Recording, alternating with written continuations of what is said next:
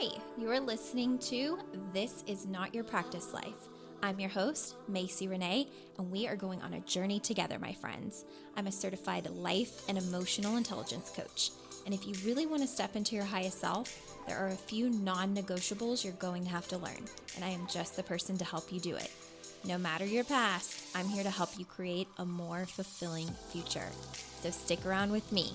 Not only will I teach you how to navigate your brain's daily mind drama, but I'll help you actually understand your mind, your emotions, why you do the things you do, and why others do the things they do. Most importantly, I'll help you build the self-awareness skills to create whatever results you want. It's never too late to change the trajectory of your life. After all, this is not your practice life.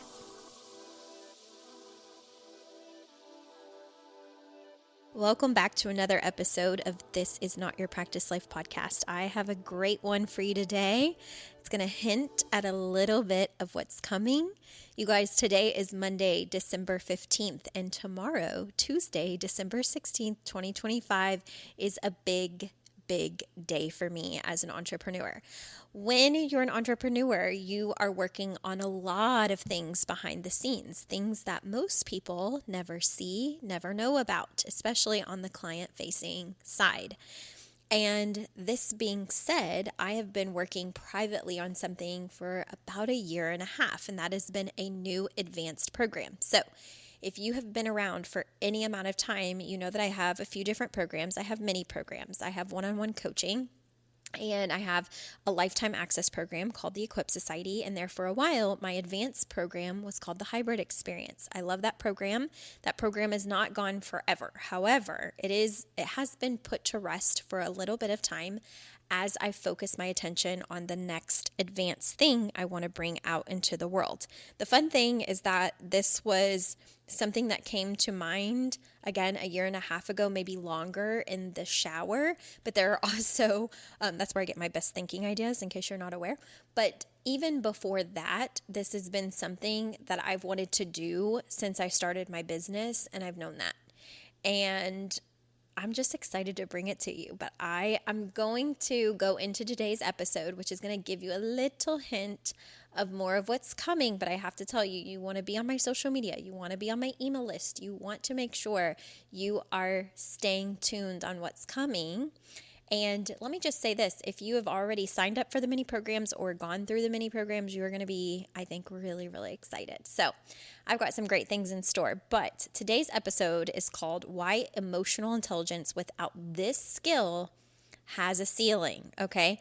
And this is what I'm ready to address after almost 8 years in business. I will be in business 8 years, February of 2026. So exciting time. So I want to talk about this because although it may be a little bit uncomfortable if you've done a lot of personal growth, it's still very important. And that is that emotional intelligence is absolutely powerful. It changes lives, no doubt. It has changed mine so much. I would not be who I am without emotional intelligence skills. But here's something that you may not realize is that EQ in its own kind of way has a ceiling. And this ceiling is really like whenever we conceptualize the work, we intellectualize the work, meaning that we can rehearse everything that I'm saying on the podcast. Like you are maybe an avid listener of the podcast. You can hear me in your head when you're navigating daily life. You know what I would probably say if you've been a client or if you've been a longtime listener of the podcast, but you might still make decisions that you know don't necessarily lead you where you want to go. Or again, you may know the information, but not necessarily embody the information, or feel like your nervous system is regulated, though you know emotional intelligence skills. And that is the ceiling that I'm kind of talking about. Now, in literal terms, something that you might find interesting, when a client begins working with me, we do an EQ assessment. I want to know where all of my clients are starting. That is vital. That's very important. It also speaks to how well my clients are absorbing everything that I am coaching them on and teaching them. And they get results, right? Their EQs change over time. And I love that. However, this might be a little bit of a sore spot, but the most important thing on an EQ assessment isn't so much the score raising. And I've told every single client who has ever taken an EQ assessment is that your score is great, good, wonderful, glad for whatever it is, right? If you're not starting where you want to be, we'll get you to where you want to be. But outside of that score that you see, which is usually what we focus on, the most important thing on the assessment is that all of your scores are within balance. And that means, and I know if you've never taken an EQ assessment, you don't maybe know what it looks like, but there's a wide range. You can score anywhere from 0 to 140. And there are 5 different categories with 5 different subcategories each. And you can score in a range of 0 to 130-ish on all of those, some of them being 140, okay? That being said, you want your EQ assessment to be so balanced, meaning you can regulate yourself emotionally so well that there's no more than a 10-point discrepancy within your scores. And when you can do that, it means that you have not just intellectualized what you've been learning through EQ coaching, but you're embodying your EQ coaching, okay? You're embodying these skills. So if you've ever felt like you understand yourself really deeply, you know your patterns, you know that they come from childhood or your mom, you know that it comes from trauma, you understand your emotions pretty well, you understand your triggers pretty well, but your life, like your desired life, hasn't quite caught up yet, this is why. It's because it's not that you're missing more awareness as much as you're missing the ability to lead yourself once the awareness is there. And that's the key difference, okay? So the thing about emotional intelligence is it helps you understand what you feel and why you feel it. It helps you regulate instead of react. It helps you communicate instead of explode. It helps you reflect instead of deflect. But emotional intelligence doesn't automatically teach you how to move forward once you know the skill itself. So you can be incredibly self-aware and still be led by your emotions instead of leading them. And I just want to point out that just like even with knowing and having a great EQ score, if you know your score, but still feeling like you're not getting maybe as much traction as you feel like you could be, that's not failure. It's just you've met a different ceiling. And my job as a coach is to catch when these ceilings are happening within myself first, right? Because if I'm going to lead you, I have to lead myself first. So I have to notice this in me first. And then I use that information of what's going on with me and how I'm coaching my clients and what I'm seeing from my clients and what they're struggling with to create programs. And that is what I've been observing for over 1.5 years. So that is why I'm so excited. Like this is truly a passion project mixed with a lot of dreams, but also a lot of need and something that I'm excited to do within myself as well. So just stay tuned. Again, make sure you're following me because there's going to be a lot of things rolling out. But back to this episode. So with this kind of ceiling that I'm talking about, this is where I see women get, I would say, quietly frustrated. And if you need like some relatable examples, it may be things like, you need rest, but you keep overextending yourself. You keep pushing yourself in a way that maybe is in service of other people, but not so much listening to yourself. You maybe know a hard conversation needs to happen, but you keep putting it off, or you keep softening it, or you keep saying it's okay, but like internally, it's maybe not okay. You may know what you want, but still ask other people first what they think or what you should do. That's a big one, right? Wanting other people's approval. You may know that whatever pattern you're having, like pattern cycle that you're in, you know what it's costing you, but it feels safer to continue that than to actually change. And so your brain will engage in a lot of confusion, like I don't know how, or I don't know what's wrong with me, or I don't know why I can't find the motivation, or I don't know, I know this about myself, I can't get myself to do it. Like if that's where you're at a ceiling, right? An intellectualized ceiling, not so much an embodiment practice. And another example is you may know the next steps you need to take, but then your body fully resists the disruption of comfort. So I just want to say, like, it's not a lack of intelligence. You're smart. A lot of women that go through this, especially my clients, they know, okay? They know. It is not a lack of insight. It's a lack of internal leadership. And you guys, I just want to just be human for a second and remind you guys that I go through this as well.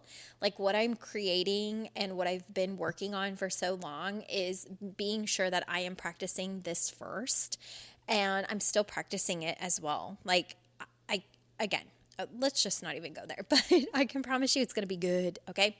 So here's why this skill matters. Like, and when I say this skill, I mean self-leadership. Your self-leadership matters. Self-leadership is the skill that decides who is in charge when your emotions are loud, because our emotions get real loud, real pouty.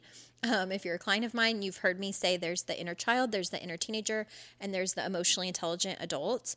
And when you are wanting to embody your emotionally intelligent adult, that inner teenager and that inner child get really, really loud and convincing. And so without self-leadership, your emotions don't just get a voice, they get the final say. And that's where a lot of the frustration comes from in the women that I'm working with, is that teen has sped off in the car and it feels too exhausting to take hold of that wheel and slow it down. So comfort ultimately becomes the decision maker and familiarity becomes the compass that you're leading yourself by. And that is not what we're wanting, okay? Because awareness doesn't automatically create authority within yourself. So your self-leadership teaches your nervous system that something is really important. And that is that you can be uncomfortable and yet still be safe, and that you don't have to abandon yourself to survive your growth. So a lot of times we think that our nervous system needs certainty to be okay, but your nervous system doesn't need any kind of certainty to be okay. Okay, it actually needs your leadership. So are you doing that? And you might be listening to this and still feel maybe a little confused or not sure if you're leading. I promise this will be more clear if you're sticking around. Okay, so let's talk about why you want this, why you really, really want to be able to self-lead. And that is because, like, most women are not looking to learn self-leadership because they feel broken per se. Like, I'm not talking necessarily about the person whose life currently feels on fire. So if your life currently feels on fire, you might be in a different place. I'm talking for the people that, and especially like the women that are just simply tired of starting over again and again and again and again. Like, you feel like you get to a certain level or you get a certain amount of progress, and then you feel like at some point you've backtracked when you blink and you're like, here I am again. Like, oh my gosh. So this is more so for the women that want to stop negotiating with themselves. They want to stop revisiting the same lessons. They want to stop intellectualizing, what they've learned, like stop rehearsing it. Stop feeling like they're capable of so much more, but they can't quite access it consistently, and, actually embody. Like, they want the skill of their self-leadership that makes growth feel actually livable, not just like admirable or like this act that you're putting on because you can rehearse it. Does that make sense? And there's a cost to not strengthening this as well, because without this skill, you do stay emotionally intelligent, but at the level of your mind.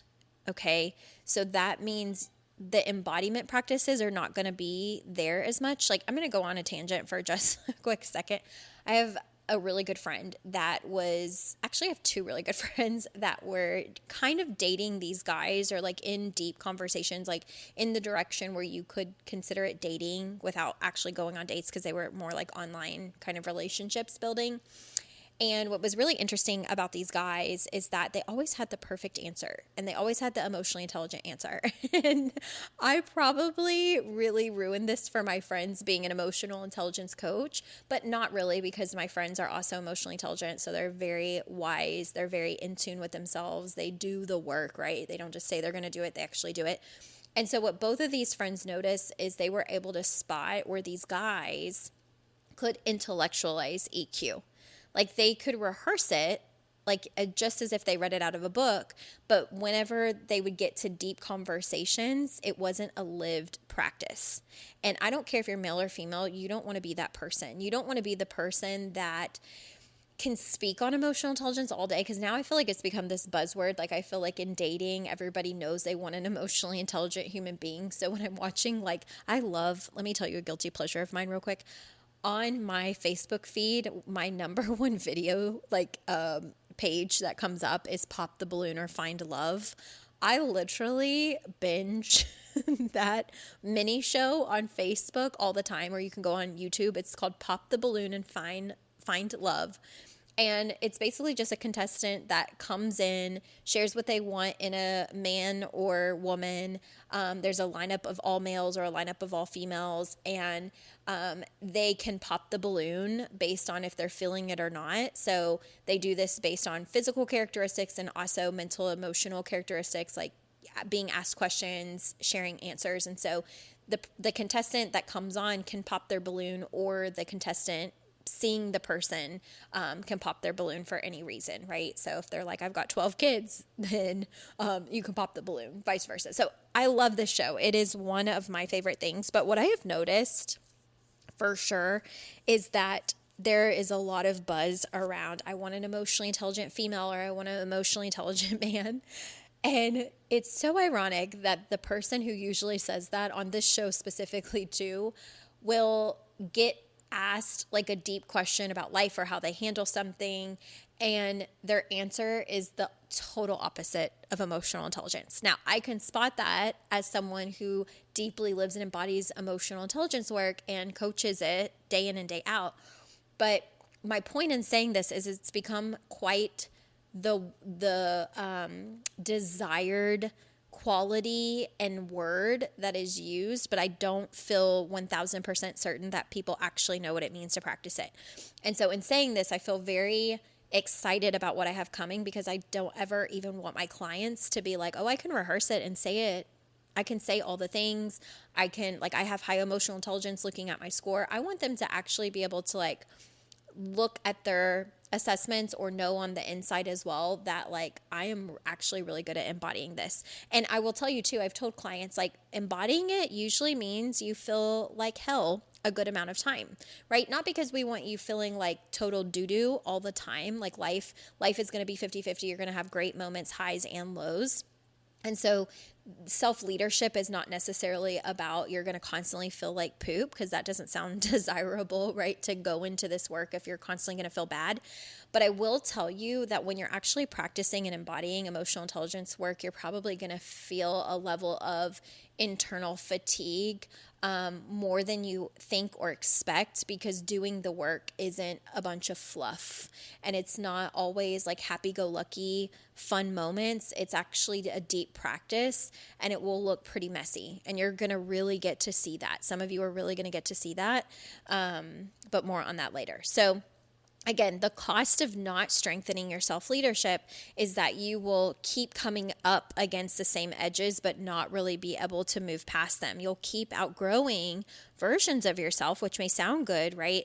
But without fully leaving them behind. So there will always be kind of this risk factor of going back into comfortability because you haven't quite left that version fully behind if you're not actually practicing self-leadership in this way.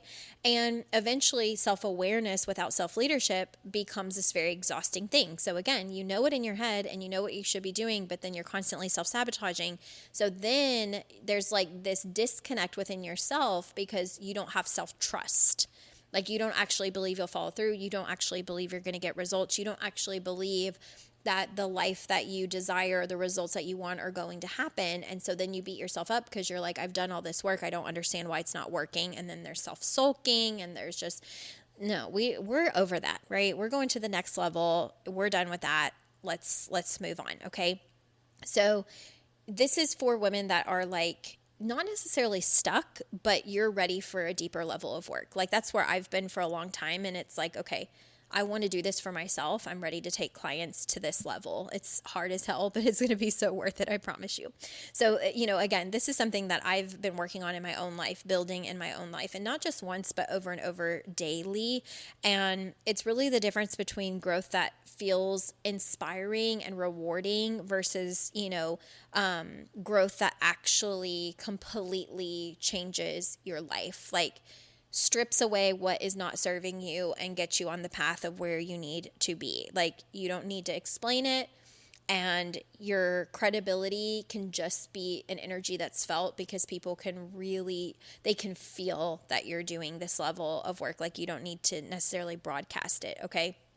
So let me just say this. If this episode stirred anything inside of you, trust that. Okay, that is typically a sign that you're maybe brushing up against that ceiling, or you've met that ceiling, or you're getting close to that ceiling. And so just pay attention to that. Be mindful of that, because I've been working on something just really special for women who are already self-aware, but they're ready for a more honest relationship with their own leadership. And tomorrow is the day that I'll be sharing more. And then eventually next Monday, I will share what it is on the podcast as well for any of you all that aren't on MacyRenee.com, aren't on my email list, that, maybe don't follow me on social media. You should, by the way. You should do all of those things just so you can stay in the loop. But if you're not, I will eventually talk about it on the podcast.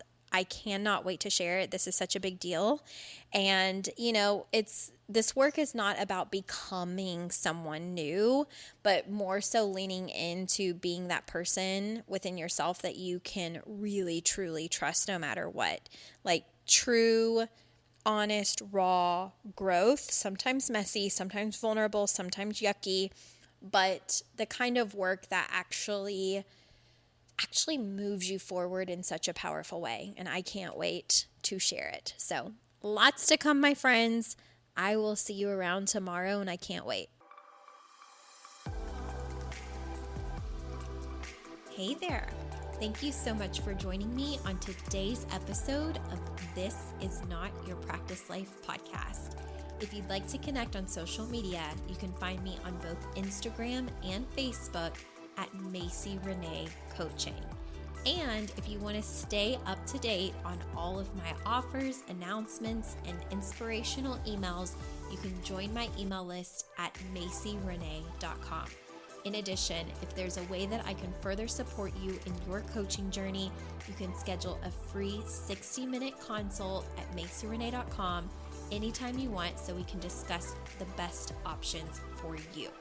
I look forward to seeing you next week, and I hope you have an amazing day. Bye.